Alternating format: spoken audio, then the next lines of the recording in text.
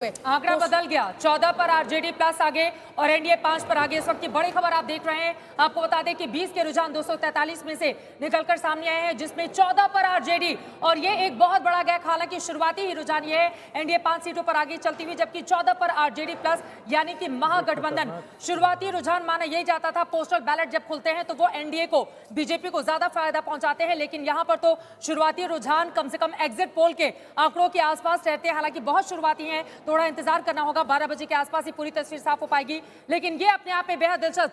दाहिनी तरफ से शुरुआत करते हुए आशुतोष जी, इन आंकड़ों पर आपकी टिप्पणी। 14 पर आरजेडी प्लस, 5 पर एनडीए प्लस, 20 सीटों के रुझान क्या बताता है? नहीं, मैं अभी इस पर कोई टिप्पणी नहीं करूंगा, क्योंकि मुझे याद है 2015 में इसी तरीके से शुरुआती रुझान आए थे और सबने कह दिया था कि उस वक्त दरअसल एनडीए बीजेपी की जीत हो रही है। ये बहुत शुरुआती है, अभी पोस्टल बैलेट है, बमुश्किलन 100-200 वोट ही हुए होंगे। इसके आधार पर कोई टिप्पणी करना खतरे से खाली कभी भी नहीं होगा। सर वो लोग दूध के जले हैं, आप थोड़े ना। आप मुझसे मेरी राय पूछ रहे हैं, अभी मैं कह दूं कि नहीं महागठबंधन को महान सफलता मिल रही है और कुछ देर बाद बदल जाए तो दूध का जला छाछ भी फूक फूक कर पीता है और रुझान हो गया पी रहे हैं। और लेकिन आशुतोष जी, आपकी तो ये सीरत और चरित्र नहीं था कि आप डर डर कर बोले, लेकिन एक बार फिर से देखिए ये रुझान आते चले जा रहे हैं और शुरुआती रुझान क्या साफ संकेत दे रहे हैं हवा किस तरफ है, क्योंकि 6 अगर 7 हो गया एनडीए की तरफ, 7 एनडीए की तरफ से नहीं, अब थोड़ी संजय जी बोलेंगे पहले। संजय जी, 7 और उधर 14 आरजेडी, ये पोस्टल बैलेट्स में ये होना बहुत बड़ा संकेत माना जाए। संकेत तो हैं बिल्कुल, ये क्योंकि ये संकेत भी उसी तरफ जा रहे हैं जिस तरफ एग्जिट पोल के अनुमान आए हैं। लेकिन आपने कहा आशुतोष जी तो बिल्कुल सहम के नहीं बोलते, डर डर के नहीं बोलते, और लेकिन मैं तो सहम के बोलता हूं ज्यादातर, और मुझे लगता है कि आशुतोष जी की बात से मैं बिल्कुल सहमत हूं। बहुत शुरुआती रुझान है, अभी हमें वेट करना चाहिए कम से कम 10-11।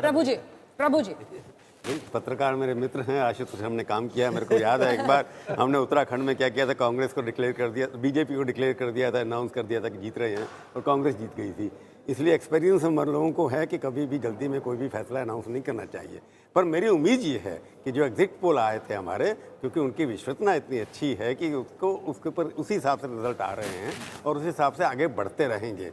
अब कब कितना होगा, क्या होगा, इसके ऊपर अनुमान लगाना बहुत मुश्किल है। तो डबल हो गया ना सर। हाँ ठीक है, पर मतलब हमारा जो एग्जिट पोल है उसी हिसाब से हम आगे बढ़ रहे हैं, ऐसा लग रहा है। रागी जी देखिए, मैं आवाज और ऊंची होगी या थोड़ी सहमी हो जाएगी? अब मैं तब ऊंची आवाज में बोल रहा था। मेरा सिर्फ विश्लेषण ये है कि चूंकि बैलेट, जो पोस्टल बैलेट होता था वो शहरी मतदाताओं का ज़्यादा हुआ करता था और उसमें भारतीय जनता पार्टी को हमेशा बढ़त हुआ करती थी।